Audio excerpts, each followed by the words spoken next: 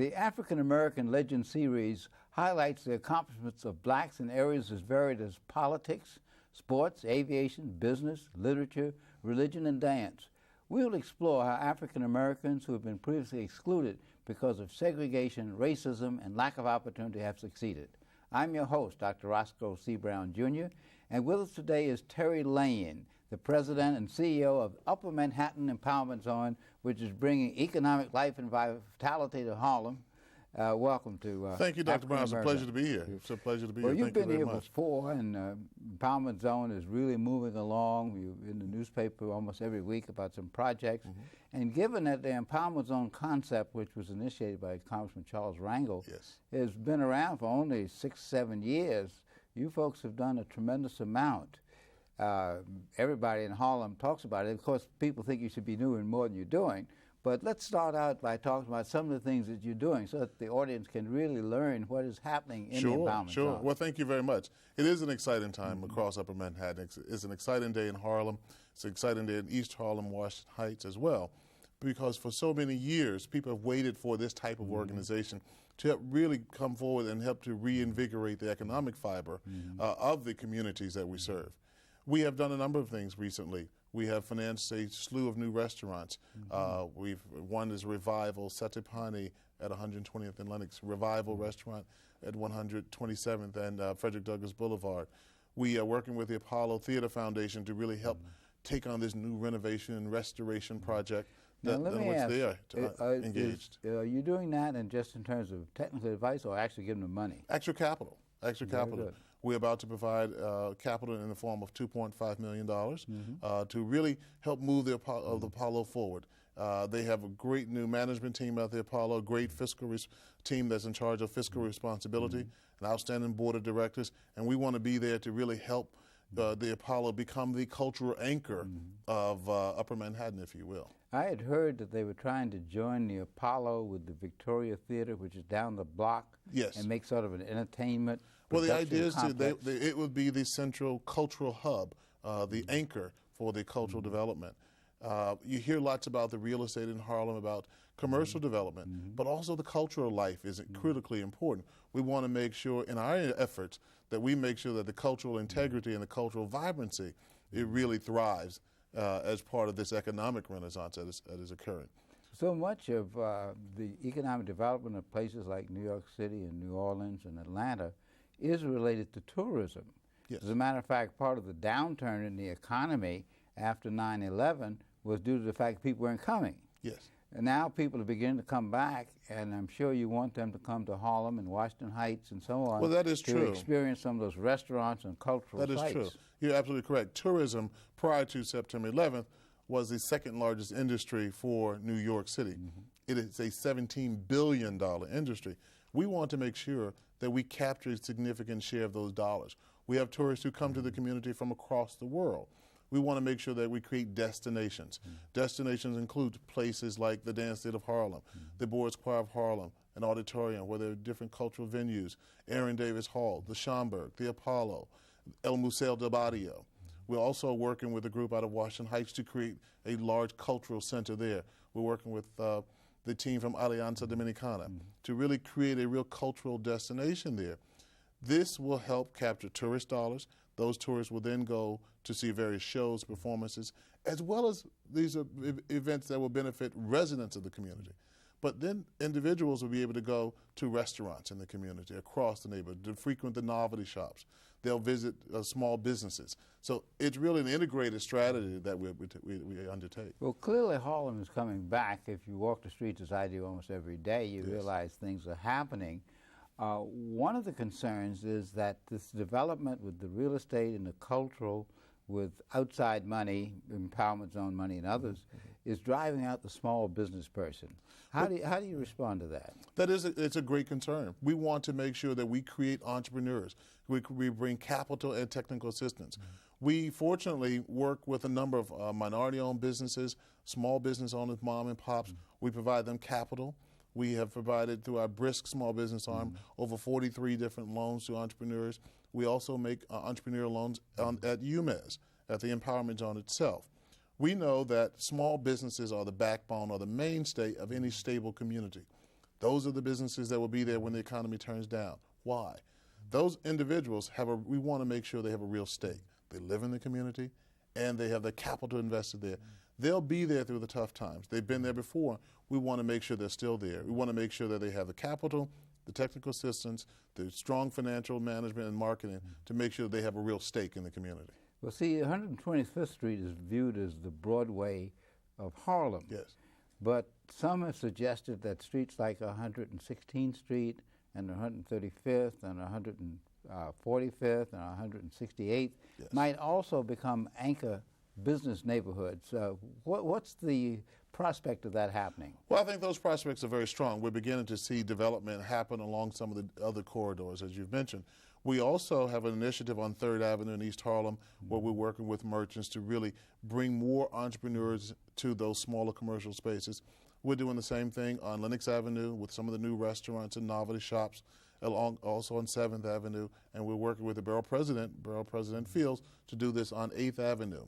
We're working with the different organizations, the BID at 125th Street, the Washington Heights BID, to really make sure that we help to develop the main corridors, but also secondary corridors, because the rent tends to be less expensive there on those corridors. We find that the large box retailers are the ones who go into the 125th streets of Upper Manhattan, if you will. But we want to make sure that we create opportunities in other places around the neighborhoods. Well, Harlem USA was one of the first projects that the Empowerment Zone funded. Yes. And they have a theater there, and they have a Modell's and HMV and Gap and so on. Some people said that the community hasn't really benefited from that yet, and other than image, by having jobs and so on.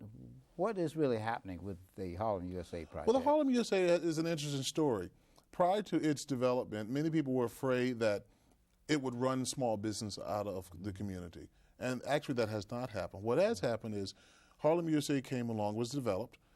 Entrepreneurs and small businesses along the 125th Street corridor realized that they would receive more foot traffic to 125th Street because of all the people going to Old Navy, going to the movie theaters. Thereby, as a result, they would also go and visit the small businesses as well. So the small business owners increased their inventory, they improved their merchandising, their displays to become more competitive, to take advantage of this increased foot traffic. It is because of the success of the retailers in Harlem USA that you have more development happening along 125th Street, which, yes, has made the rent more expensive, which creates opportunity to develop 7th Avenue, 8th Avenue, and so forth. I know that one of your first initiatives was to deal with the facades of the stores on the street, to clean up the street. That's right. And if you drive down the street now, you see it is really very, very different. Yes. That was a low-cost activity and did get a certain amount of criticism because the suggestion was you should be putting money into businesses.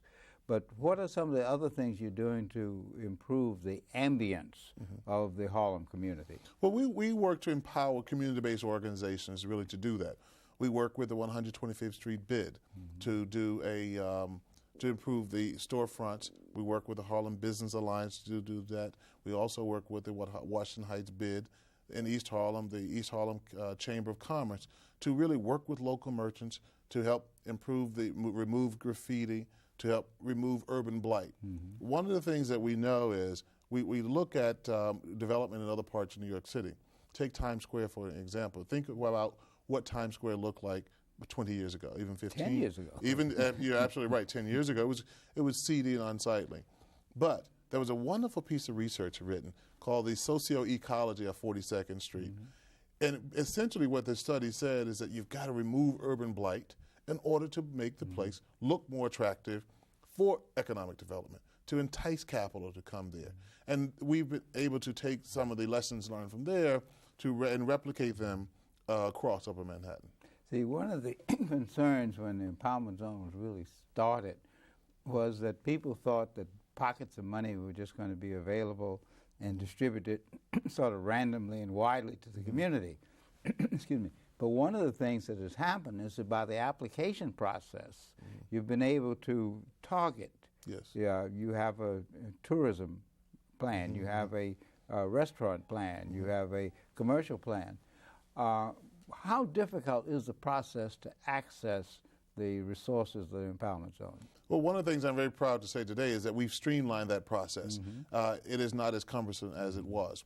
Well, we do have low-cost capital. When you receive government funds, there are rules and regulations that are attached to that. But I think we've tried to make the process less cumbersome, less daunting to the potential borrower. Now that we see that we're able to receive applications, review them, thanks to the great work my staff is doing, and put them in front of a board for approval and close on those projects in a very timely fashion.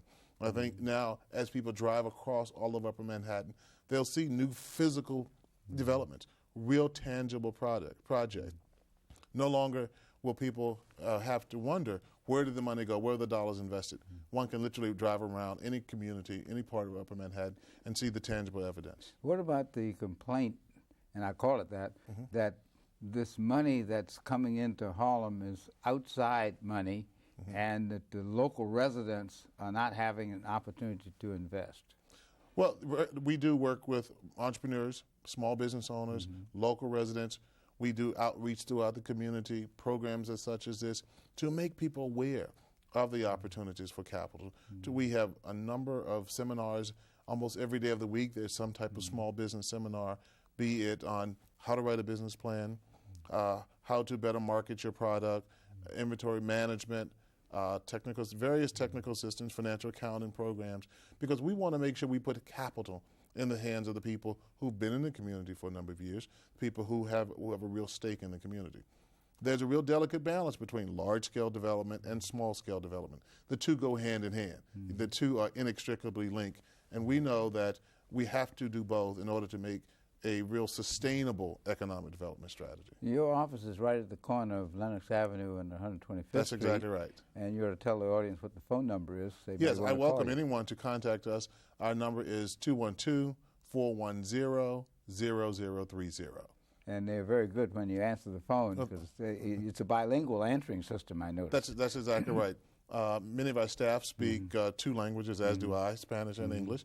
We want to make sure that we reach every person in the community, a broad sector of people across Upper Manhattan. And the other thing you're doing to help promote the Empowerment Zone is help to sponsor the Harlem Renaissance 5-Mile Classic Race, which I and some of my colleagues have organized.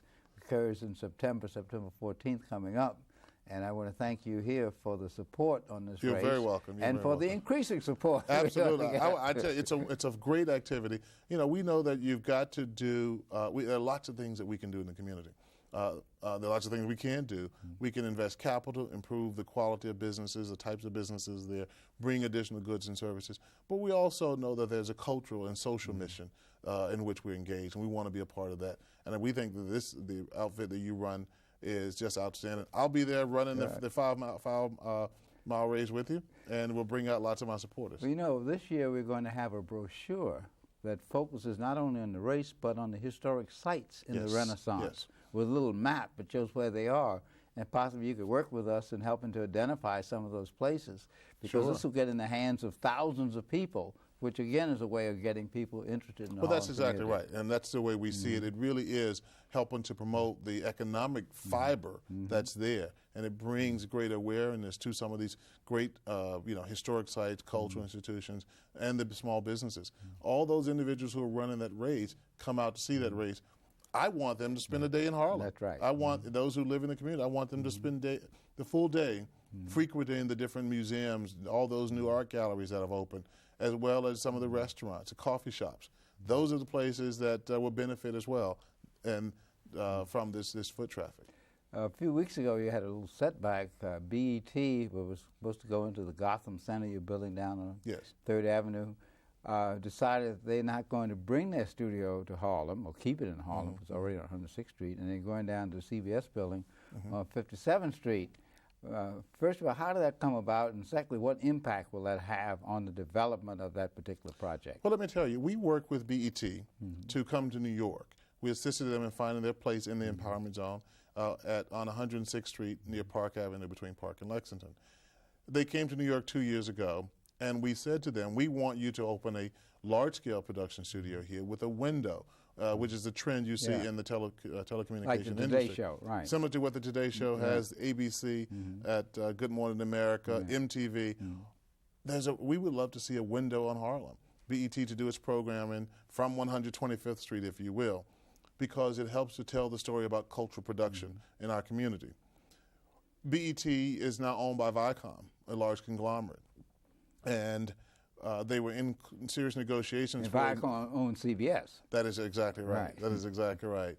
BET's ratings have increased approximately 18% since they've been in New York. New York has been very good to BET. Let me tell you also why. Simply because they've been able to attract more celebrities, more entertainers, athletes, stars to their programs by dint of their being in Harlem. It's been a big win-win for BET. And we were very disappointed when they made the announcement that they would be moving to the CBS studios in Midtown.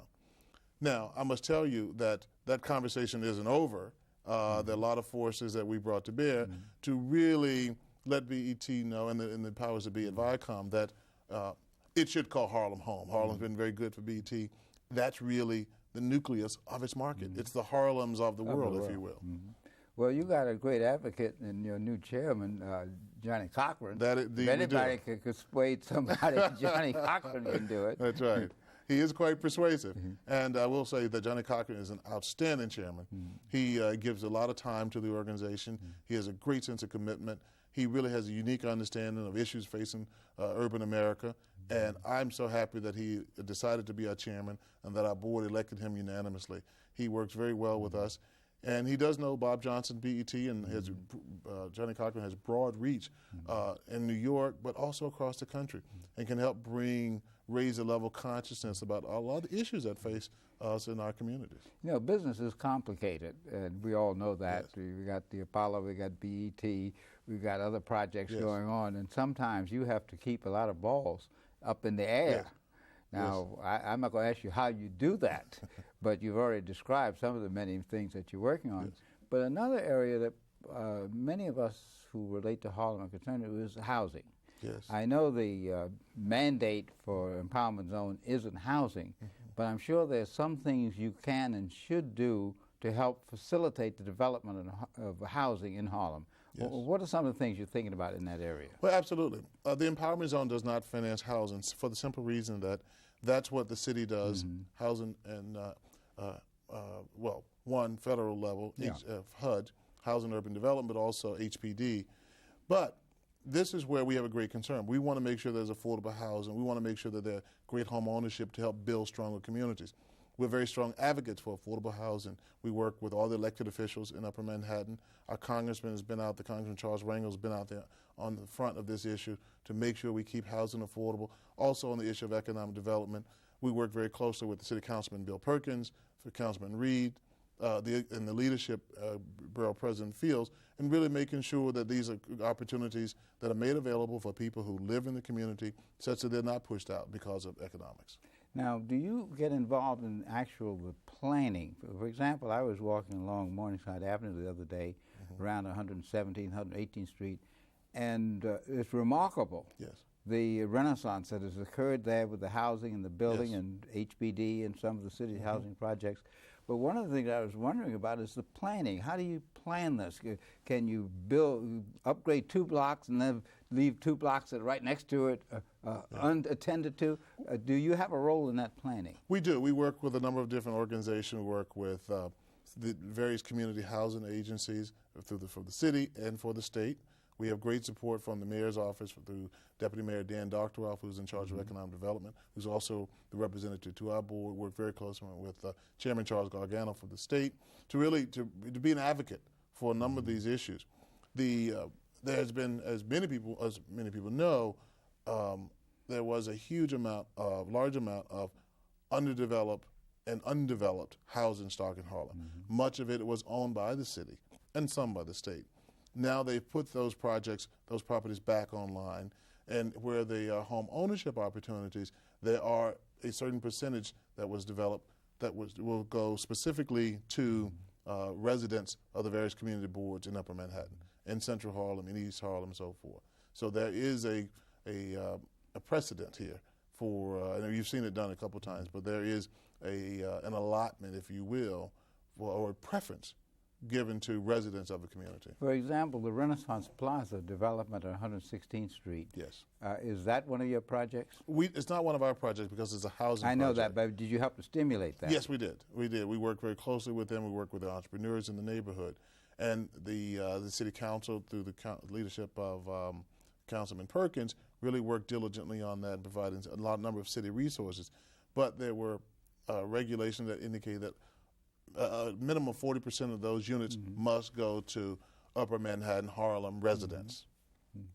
Now, this concept of the empowerment zone, which really Charlie Rangel created, Yes, he did. and it went through in the Clinton administration, is now all over the country. Yes. Empowerment zone in Detroit and Philadelphia and Atlanta and so on. And I know your fellow boroughs in the Bronx and Brooklyn and Queens want empowerment zones. So what's happening with that development? Well, there is an empowerment zone in the Bronx. It's much smaller, but they're doing outstanding work. It's run out of the borough president's office. And I know that Brooklyn has made an application to the federal government for an empowerment zone, which is under review. It is, we're very delighted that we consider the flagship empowerment zone across the country, given some of the successes that we've had, that people can piggyback off of them. They see that this is a unique model that brings together entrepreneurship as well as large-scale development, as well as cultural development for communities. We're happy that the role that we've been able to play, and we think we've had some good successes, and we're certainly delighted that people recognize them.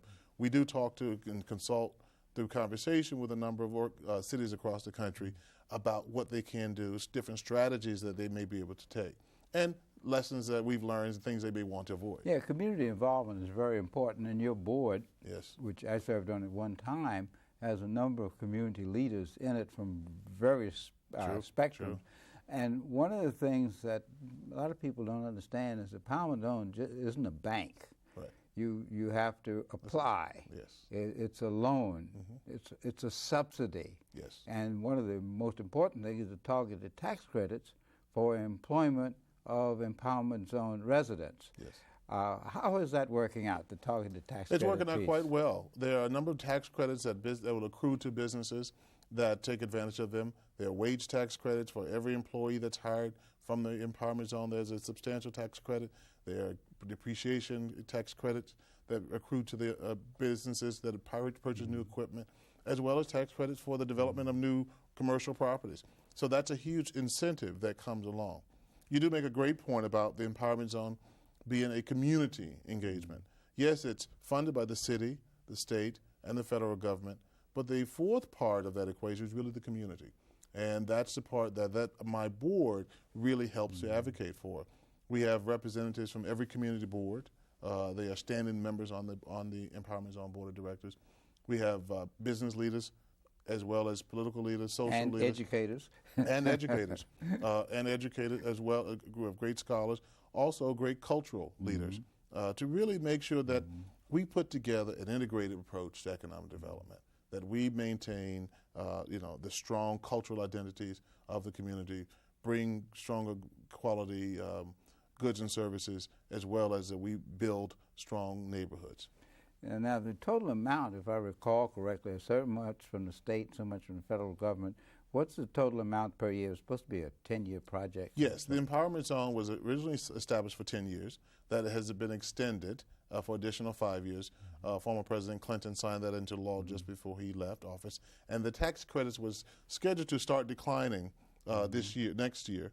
Unfortunately, that is, to the new legislation, those tax credits stay in place. So it's a greater benefit to businesses, for-profit enterprises. So the total amount is what, $500 million? The total amount was $300 million for the New York Empowerment Zone, $250 to Upper Manhattan Empowerment Zone, the organization over which I preside, and $50 million for the Bronx Empowerment Zone. And as a result of this effort, what impact does this have on the Bush's administration planning for upgrading of economic and social life in the urban communities of the country? Well, the Empowerment Zone legislation has already passed. The funds were committed some time ago, and those investments are made each year. thanks to the work that we've been doing, we've committed approximately $131 million. We've leveraged that into over $600 million of direct investments across Upper Manhattan.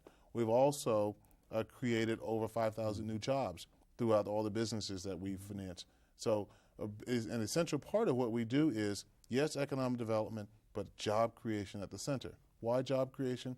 Because when the Empowerment Zone was created, we had approximately 18% official unemployment. We wanted to make sure that we recruit new businesses, yes. We can do that. We can espouse the benefits of being in the Empowerment Zone. We can espouse the benefit of this huge population of 540,000 people who live in Upper Manhattan.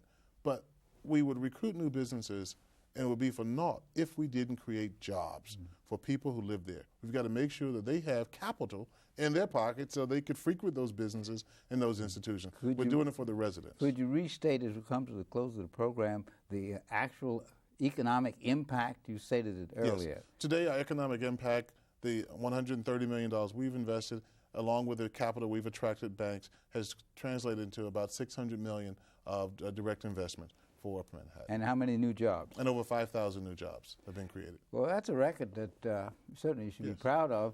But as a result of being on this program and others, I'm sure you'll get a lot more requests. Well, that's good, and we're excited about that because there's a lot more to do, and we're there to do it. And I'm delighted with the staff that I have, the board of directors, their commitment, their time they give to the enterprise, because it's really the people's money that we want to put to work and do these things for the residents. And I'm sure you welcome ideas. Absolutely, absolutely. So they can contact you at the Empowerment Zone, give your address. And we're at 290 Lenox Avenue at the corner of 125th Street in Lenox. And our telephone number is 212-410-0030.